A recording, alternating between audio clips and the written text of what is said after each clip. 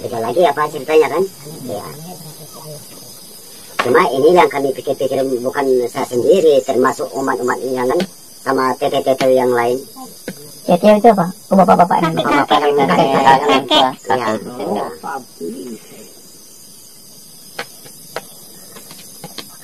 Cuma kesulitan sekali kami.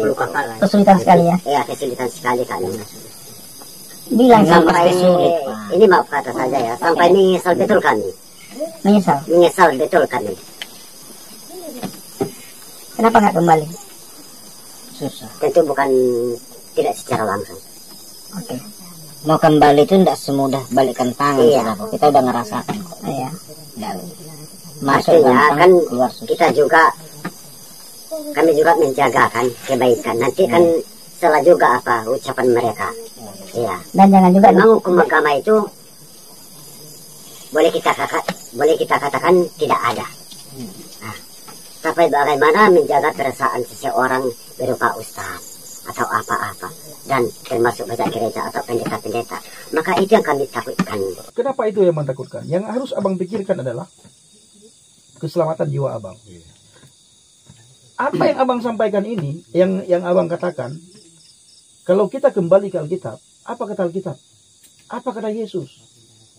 Jangan engkau takut terhadap Randy yang hanya bisa membunuh tubuhmu.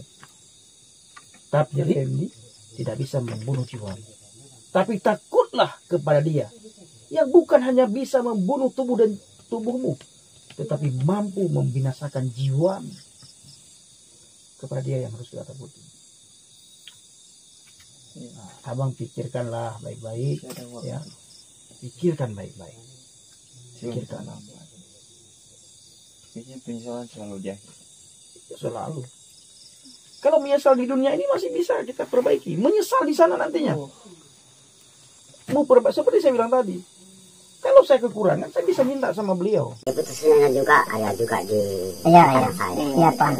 Saya paham. Keputusannya di tangan. Iya. Tapi bapak ini udah tua kan. Kita di situ. Beliau juga kan ketua mualaf kan? Iya, Beliau sudah cerita hal yang sama, persis. sama. Besok kita kunjungi. Kita sudah beberapa kali ketemu. Bahkan anak beliau sudah diantarkan ke pondok pesantren di daerah Bogor. Anaknya cerita ke saya. Anaknya pun bingung. Nah, sampai di sana saudaraku, Nggak dipedulikan. Udah banyak contohnya. udah banyak contoh. Kemarin yang kami Dan inilah bang, inilah yang saya sangat sedih ya. Kok setelah kalian mengambil jemaat kami, istilahnya kan, mengambil orang yang seagama dengan kami, seiman dengan kami, kok setelah itu kalian tidak peduli gitu loh. Hanya sebentar kalian peduli. Ketika masuk kalian sangat peduli. Tapi itu kenapa nggak? Kalau masalah itu Pak, mungkin kalau anak Pak Amir itu belum masuk musim kita. Dan di tangan kita ini ada 5 orang yang kita kirim kemarin. Itu sudah membuat beban kami sebagai pengurus ya. Kenapa? Iya. Satu si Bajak bapak yang si Bajak Manggeba itu yang di bapak katanya kan diadakan untuk mengaji katanya. Lalu pertanyaan saya sama Pak Ustadz Pak yang dari Jawa, kan di sini selalu kita buka, jadwal kita susun jadwalnya hari Kamis sama hari Jumat. Iya, kan ada tuh untuk belajar mengaji. Kenapa si bapak ini dengan bapak-bapak ini dengan adik-adik ini sampai dibawa ke Jawa? Nah, karena kami juga belum paham, ya tidak tahu, salah satu umat tidak tahu apa yang mereka rahasiakan atau apa cara mereka. Lalu kami utuslah 5 orang, ya, 2 yang bapak-bapak, 1 yang udah tua, dia Kereng, ya dukun dia, dukun Mentawai. Yang 1 yang di apa? Nah, yang 3 ini yang muda, Setelah sampai mereka tidak dikasih makan dan tidak diperbolehkan merokok, lalu tidak boleh dipakai api mereka dikumpulkan istilahnya ditahan lah. Nah, lalu kebetulan ada abang ini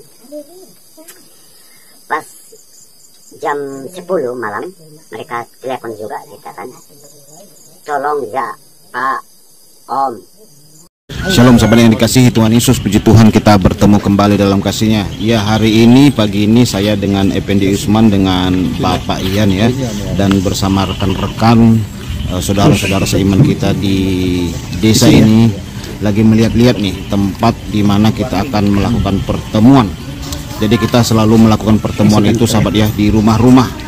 Jadi rumah ke rumah, balai ke balai gitu ya. Saudaraku, di gereja itu saya cuma sekali saja, tapi kebanyakan kita rumah ke rumah gitu ya. Saya menemui ketua-ketua mualaf dan menemui orang-orang mualaf. Kita berdiskusi, kita bercerita kepada mereka bagaimana perpindahan mereka, kenapa mereka meninggalkan Katolik atau Protestan begitu sahabat. Nah, ini kita lagi survei sahabat ya. Lihat nih mana rumah, mana yang bisa dikenal. Nah, saudara yang terkasih, kita kalau datang ke rumah itu ya saudaraku, bawalah roti, kopi, gula, biskuit sahabat ya. Kalau mau ngidupin lampu kita bawa bensinnya juga sahabat. Jadi mohon maaf ya, saya berterus terang kali ini sahabat, tidak ada yang gratis sahabat ya. Jadi memang sedikit penonton sudah ada Kristenan di daerah di sini sahabat ya. Ya maklumlah daerahnya sahabat, belum berekonomi mencukupi gitu. Jadi mereka masih berharap kepada hamba-hamba Tuhan. Ya itulah sebabnya beberapa di antara mereka pertama karena kurang kuat iman, kedua memang faktor ekonomi ya. Di begitu gampang tinggalkan Tuhan. Sedangkan kita saja yang sudah jelas-jelas hamba Tuhan,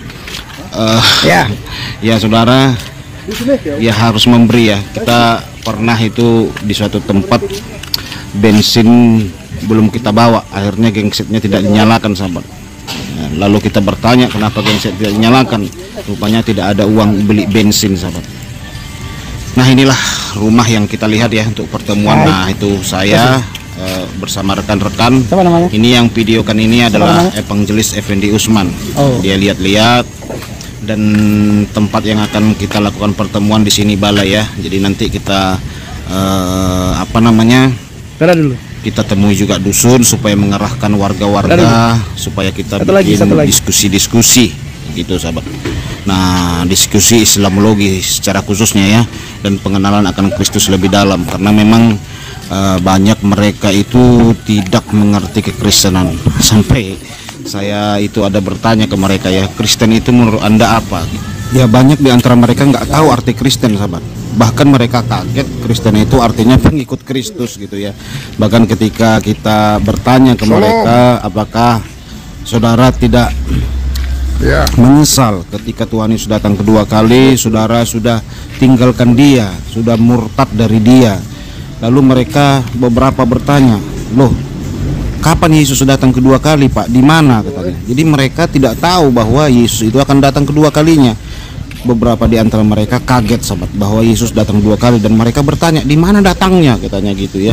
Ya cukup begini ya, cukup mendasar, sangat tidak kuatlah dasar iman mereka ya.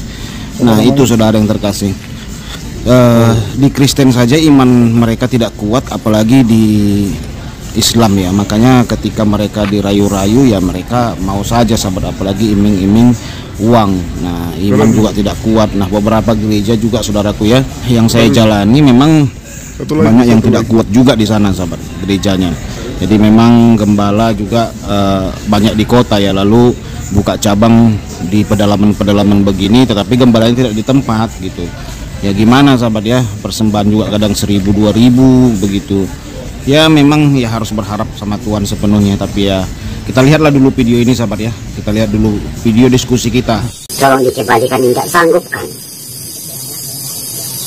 Akhirnya tahu-taunya di sini bukan lain cerita, lain juga yang mereka, yang kami rasakan di sini. Di sini lebih baik di penjara. Waduh, itu kata kawan. Iya, memang betul. Saya hubungi Ustaz Nggak usah sebut namanya. ya, Ustaz lah. Nah, kebetulan saya juga kan sebagai penulis itu tanggung jawab saya kan. Pergilah melapor sama Ustaz. Ada informasinya Begini. kata kita begini. Oh enggak, itu enggak betul itu. Apa betul itu? Apa betul itu? Atau betul atau tidak? Saya kira ini memang betul. Kan ini bukan perantara. Ini orangnya yang menelpon saya. Orang yang kita kirim itu.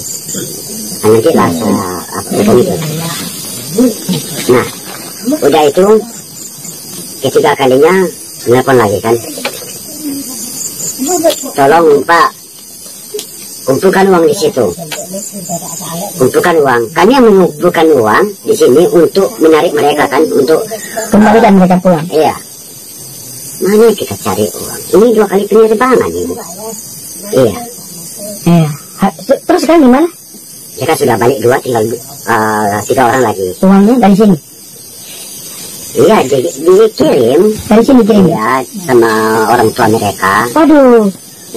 Bukan orang yang bawa. Enggak, mana yang mereka enggak bertanggung jawab lagi. Sanggup lagi. Nah, pas mereka balik, yang 2 ini kami tanyakan kan. Nah, ini Ustaz ini. Apa yang dirasakan di situ? Coba ceritakan kepada Ustaz kita ini agar paham nanti. Nanti katanya gelombang kedua ada juga pengiriman orang.